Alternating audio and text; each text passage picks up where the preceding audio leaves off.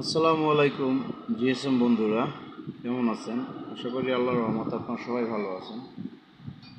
আজকে ছোট্ট একটি স্যামসাং ট্যাব T350 মডেলের একটি ট্যাবের পাসওয়ার্ড লক হয়েছিল। এটা কীভাবে হার্ড রিসেট করে খোলা যায় সেই অপশনটা বা সেই সিস্টেমটা আপনাদের সাথে শেয়ার করার জন্য ভিডিওটা করলাম। তো এই ধরনের নতুন নতুন ভিডিও পেতে চ্যানেলটি সাবস্ক্রাইব করে অবশ্যই শেয়ার করুন, যাতে করে অন্যান্য জিএসএম ভাইয়েরা এই ধরনের কাজ দেখে শিখতে পারে।